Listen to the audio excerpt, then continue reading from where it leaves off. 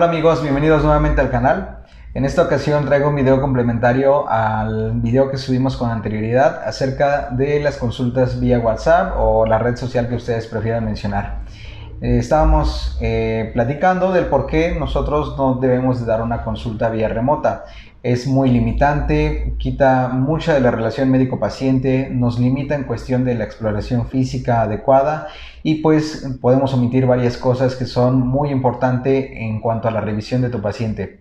Sin embargo, si tú en algún momento debes de solicitar una consulta vía WhatsApp, resolver una duda con tu médico de cabecera, algo que hayan omitido en la consulta o inclusive atender una emergencia en casa, en el hogar, llámese para un paciente pediátrico, adulto o mayor, debes de conocer ciertas cosas para poder hacer una adecuada pregunta y facilitarle a tu médico el que te pueda orientar de manera lo más correcta posible.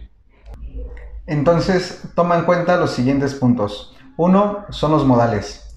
Pareciera que es algo muy básico y es algo que pues es muy lógico, pero muchas veces se omite. Y créeme que entre tú más modales tengas al momento de solicitar una consulta vía WhatsApp, es más efectivo y más viable que tu médico te responda.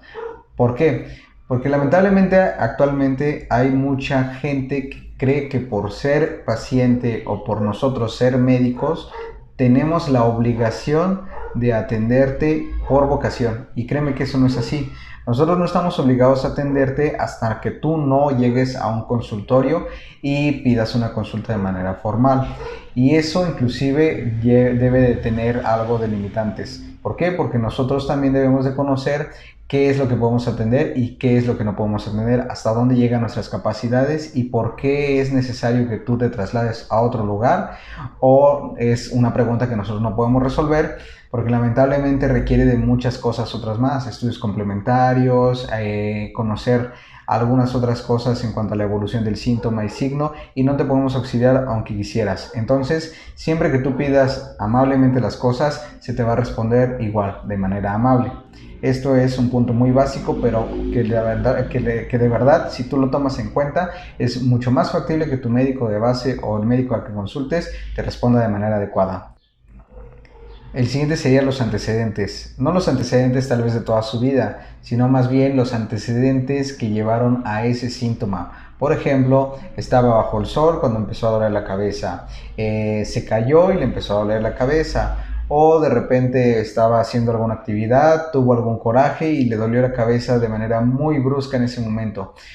Ciertas características de cómo se desarrolló el síntoma nos ayudan mucho a nosotros a comprender si podemos o no podemos auxiliarnos. ¿Por qué? Porque si estaba haciendo un coraje, estaba peleando con alguien y de repente le empezó a doler la cabeza y empezó a tener síntomas muy agudos, eso quiere decir que probablemente pudo haber sufrido de un accidente cerebrovascular por aumento de la presión arterial. Entonces, ¿sabes qué? Lamentablemente, si tuvo este tipo de dolores debido a que sufrió una elevación de la presión, entonces lo más recomendable sería que la llevaras a un servicio de urgencias, porque aquí el tiempo es crucial. Si yo trato de darle un analgésico y me espero a ver si el analgésico empieza a hacer resultado, en ese tiempo, en ese trance, yo ya perdí mucho tiempo que es de vital importancia para que resuelva sus síntomas y evite complicaciones. Eso es por un lado. El tercer punto sería el conocer si tiene algún tipo de enfermedad crónica. Créeme que a pesar de que muchos de nuestros familiares viven con nosotros, muchas veces desconocemos sus antecedentes, y eso pasa inclusive en una consulta presencial. Vienen los pacientes acompañados de sus familiares, en teoría los más cercanos, pasan y nosotros les preguntamos qué enfermedad padece, que si toma algún medicamento, y lo desconocen absolutamente. Lamentablemente, si es un paciente con ya una edad mayor, es difícil que se acuerde de sus medicamentos. Entonces, mi responsabilidad es apuntar todos los medicamentos que está utilizando y llevarlo a mi consulta. ¿Para qué? Para que tanto de manera presencial como de manera remota, nosotros tengamos el conocimiento de qué enfermedades está padeciendo, y en base a esto saber si uno de los medicamentos que podamos indicarles no va a interactuar o interferir con algunos que ellos ya estén utilizando de manera previa en alguna de las enfermedades crónicas. Además de que si padece alguna enfermedad en el cual no se pueda utilizar algún medicamento en específico porque va a aumentar esa enfermedad o le va a causar algún tipo de daño extra, nosotros ya lo consideramos para facilitarles otro medicamento. El número 4 o el punto número 4 sería los medicamentos utilizados. Ya va intrínseco con el punto anterior, ya va como que relacionado. Sin embargo, quiero enfatizar en esto: ¿qué medicamentos utiliza de manera frecuente tu paciente? Porque si tú me dices que sabes que le dolió el estómago, pero ya está tomando diclofenaco y a pesar de que se lo toma a diario 3 veces al día le sigue doliendo el estómago, oye, pues déjame decirte que muy probablemente le duela el estómago a causa del diclofenaco. ¿Por qué? El diclofenaco, al igual que muchos medicamentos analgésicos llamados AINES, provocan algo que se llama gastritis erosiva o sangrado de tubo digestivo alto. Este tipo de enfermedad es una enfermedad que se causa por el uso crónico de analgésicos de este tipo. Entonces, si yo le doy el diclofenaco creyendo que se le va a calmar el dolor de estómago, así como le calma su dolor de muñecas, de rodillas, de cadera, de cintura, de espalda, etc., y se lo sigo dando y él ya de por sí toma un medicamento, ese medicamento de forma crónica, pues ¿qué crees? Muy probablemente le duele el estómago porque tiene una úlcera perforada o tiene una esofagitis o tiene una gastritis erosiva ya algo avanzada. Entonces no debemos de omitir este tipo de medicamentos porque créanme que hace una diferencia en cuanto al diagnóstico. Y el último punto aquí sería el conocer las alergias de mi paciente. Si al momento de consultar a tu médico tú le solicitas un medicamento para controlar algún síntoma, llámese gastrointestinal, un dolor de pancita, y tu médico te pregunta si es alérgico a algo y tú estás seguro de que no, bueno, pues le correspondes que no y él se va a sentir en más confianza de administrarte un medicamento. Obviamente todo esto bajo tu responsabilidad en cuestión del uso de ese medicamento.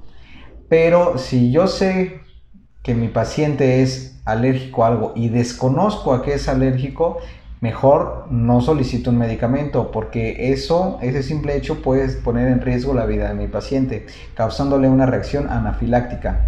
Si yo desconozco y pido un medicamento y omito la información de que es alérgico a algo, ese medicamento puede ser que le haga reacción y obstruirle la respiración, causarle una reacción inflamatoria tan severa que se cierren los bronquios, que la lengua se infle de tal manera que le obstruya el paso de aire o muchas otras complicaciones que puede llegar a tener, inclusive una insuficiencia hepática, una insuficiencia renal y demás problemas que pueden llegar a desarrollarse por administrar un medicamento al que ya previamente había hecho reacción.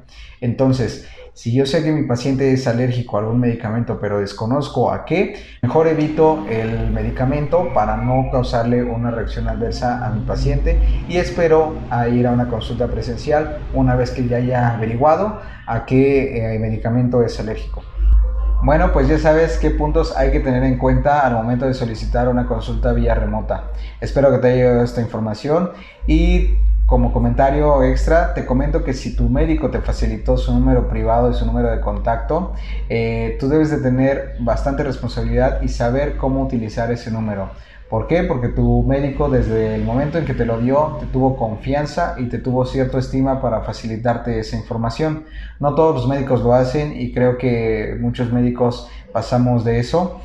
Sin embargo, si un médico te facilita su número es porque sabe que lo vas a utilizar con responsabilidad. Entonces, tú como paciente o como familiar de un paciente debes de tener todos estos puntos en cuenta para si tu médico lo llega a requerir, tener la información a la mano, la información precisa y sobre todo actuar con responsabilidad ante tu familiar o paciente que está en ese momento solicitando ayuda. Bueno, pues espero que este video les haya gustado. Es todo por este momento. Escriban aquí en la caja de comentarios qué otro tema quieren que tratemos. No debe ser tal vez un tema demasiado técnico, un tema demasiado profesional. Podemos hablar de diversas cosas y pues juntos ir creciendo de la mano para tener conocimientos básicos que nos puedan facilitar una adecuada respuesta a ciertos aspectos de la medicina. Muchas gracias y hasta luego.